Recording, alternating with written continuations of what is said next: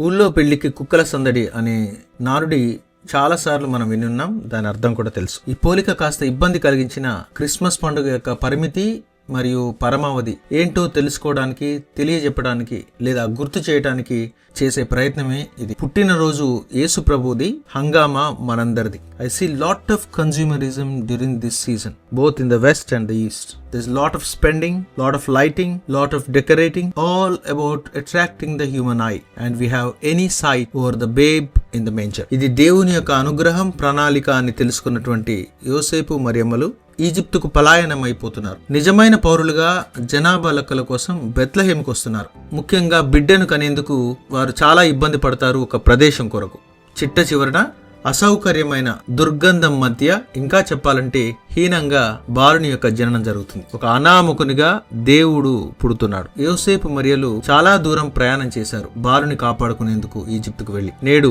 అదే బాలుని పండుగకు మనందరం ఆన్లైన్ లో సుదూర ప్రాంతాల నుండి మనకు కావలసినటువంటి వస్తువులను కొనుగోలు చేస్తున్నాం. ఇక వారు బెత్లెహేములో వెతుకుతూ ఉన్నారు సరి అయినటువంటి ప్రదేశం కొరకు, ముఖ్యంగా కన్య జన్మనివ్వటానికి. మరి మనం ఏం వెతుకుతున్నాం?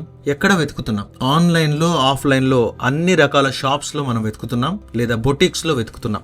ఆయన పుట్టుక ఎవరి దృష్టిని కూడా ఆకర్షించలేదు. కానీ మనం దేవాలయానికి అందరి దృష్టిని ఆకర్షించడానికే వెళ్తున్నాం. నిజమైనటువంటి మనస్సును లగ్నం చేసి ప్రార్థించే వారము మనలో ఎంతమంది? అది ప్రతి పండుగ నాడు అందరం కూడా ప్రశ్నించుకోవాల్సినటువంటిది ఇది. పీఠంపై లేదా దివ్య మందసంలో ఉన్నటువంటి ప్రభువుని మరియు బోధించబడ్డటువంటి వాక్యాన్ని తప్ప ప్రతి విషయాన్ని మనం చూస్తూ నేత్రానందం మాత్రమే పొందుతున్నాం అని చెప్పటం అతిశయోక్తి కాదు.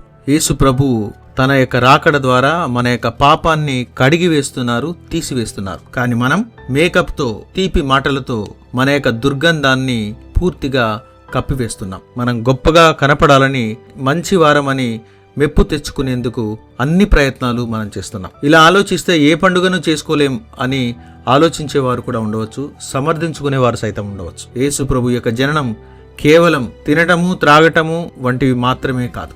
ఈ యొక్క పండుగలో నేను చేసినటువంటి ఖర్చులో పేదలకు ఎంత, దేవునికి ఎంత అని ప్రశ్నించుకుందాం. ఈ యొక్క ఆగమన కాలంలో నేను తయారైనటువంటి తీరు ఎటువంటిది? యోసేపు దుర్గంధాన్ని తీసివేసినట్లు నాలోని చెడును లేదా పాపాలను పాప సంకీర్తనం చేసి శుభ్రపరిచే ప్రయత్నం ఏమైనా చేశానా? పాప సంకీర్తనం తరువాతే సప్రసాదాన్ని స్వీకరించటం అనగా బాలుడు మన యొక్క మనసులోనికి భౌతికంగా ఆహ్వానించేందుకు యోగ్యతను పెంచుకుందాం. మీ అందరి హృదయాలలో ఆ యొక్క బాలుడు ఉద్భవించాలని కోరుతూ క్రిస్మస్ శుభాకాంక్షలు.